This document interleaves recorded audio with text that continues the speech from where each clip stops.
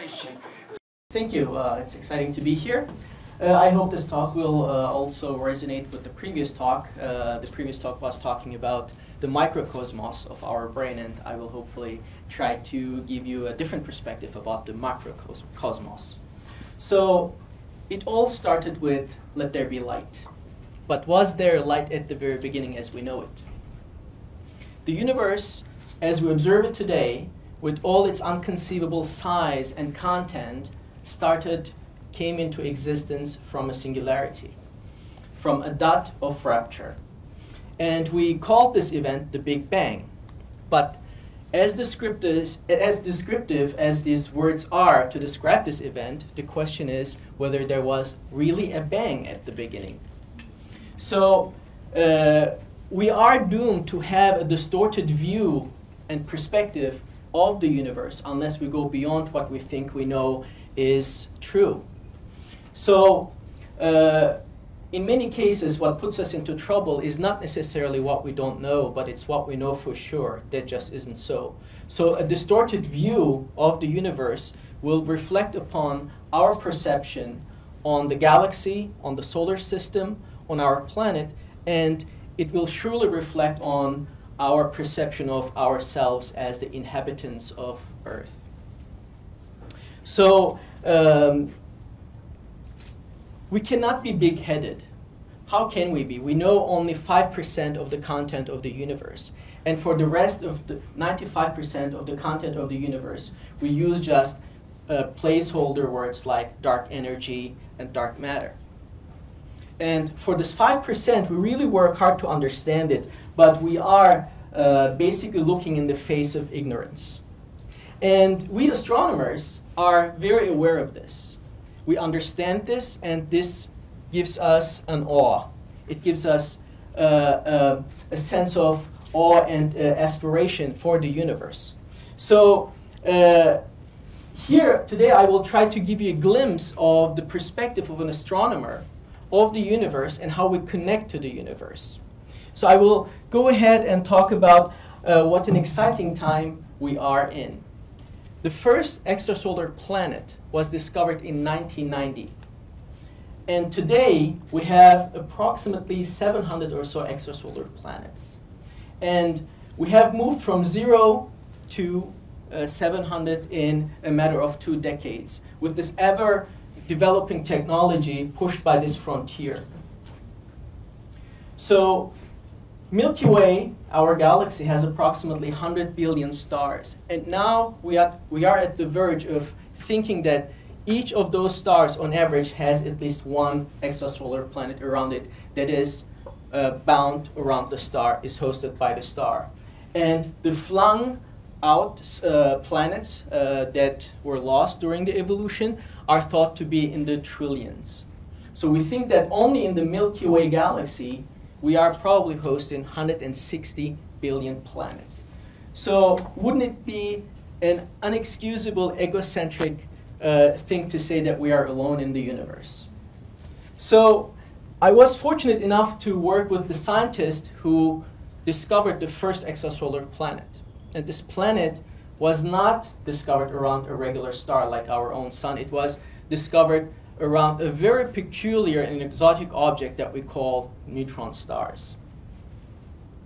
So stars are born, they live, and at the very end of their lifetime, when they consume most of their fuel, they explode. And some of the stars, the very cores of those stars, can survive this explosion. And at the end, the surviving core spins very fast, and those very fast spinning cores of the stars are called neutron stars. So the densities of those stars are enormous. You can reach these densities by squeezing Earth into a small baseball. This is how dense those stars are. They have 10 to 15 kilometer size. They are perfectly polished on the surface. And they have a radio beam that is going around, which creates a lighthouse effect. And if you were to be able to survive the gravitational tidal forces and sit on the surface of a neutron star, you would be able to get a glimpse of your blurry neck without a mirror.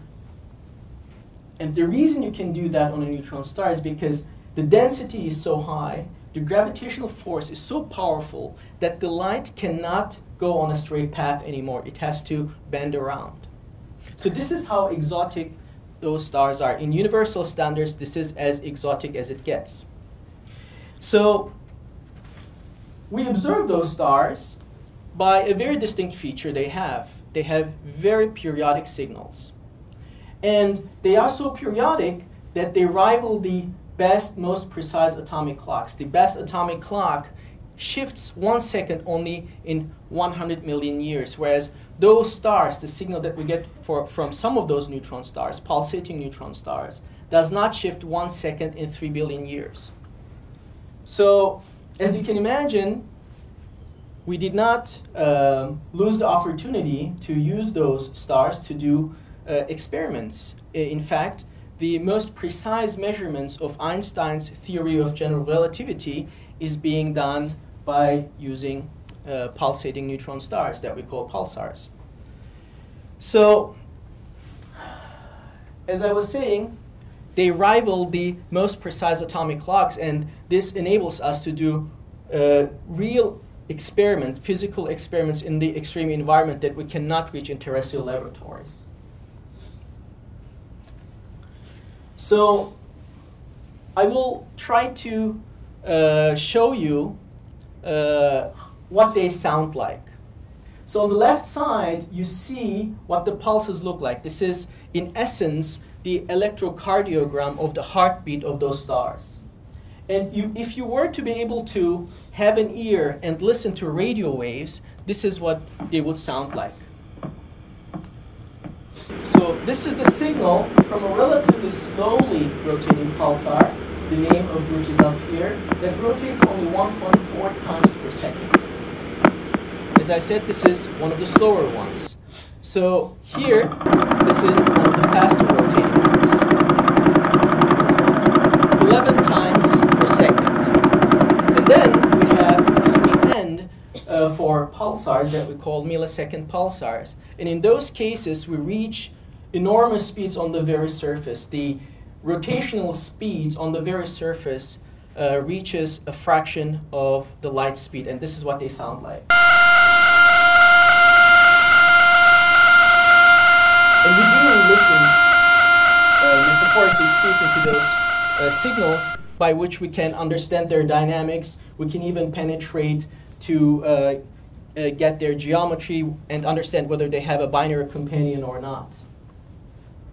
So then I would like to put forth the idea and just imagine for a second what would happen if you were to be able to fly by a star cluster. This is a representation of one of the hundreds of star clusters that we have found in the Milky Way. And those star clusters turn out to be very fertile ground to produce those very compact objects that we call pulsars.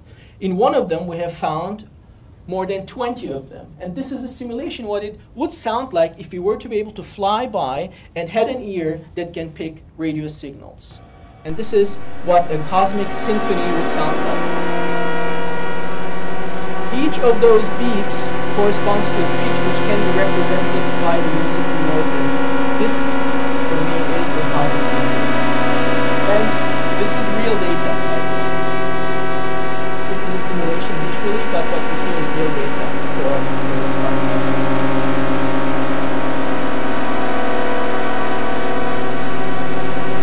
So, a small glimpse of what happens to a star when it lives and dies and it ends up as a neutron star. But how are we in fact connected to the stars? Are we connected to the stars? So here I have listed the elements that make up our body. 63% of the number of atoms in our body is hydrogen. 36% of all the atoms in our body is made up of oxygen and carbon. And we know for a fact that carbon and oxygen can only be made in the very centers of stars. They are not terrestrial in origin. So we have a false self-inflicted illusion that we are terrestrial and somehow disconnected from the rest of the universe. Whereas we are only, figuratively speaking, chemically terrestrial, but all the elements that really make us is alien. So carbon and oxygen are made in the very centers of the stars. Stars are furnaces that take the leftover material from Big Bang, which is hydrogen, and fuses it to the elements in the periodic table that go up to iron. And what happens for the elements that go beyond iron, they are produced in what we call supernova explosions. So in fact, what happens is when a star dies, it spills out its guts, enriches the gas clouds around it, and makes it a fertile ground for life, producing stars, producing planets, and hence producing life. So as you see, we are really connected to the stars in reality. And I want to ask, can we really remain oblivious to what's out there? Our body, the chemical abundances in our body matches the universe. We are directly connected to stars, to supernova explosions, and to the Big Bang. And to realign our perception, we shall not forget that we are not only in the universe, but the universe is in us.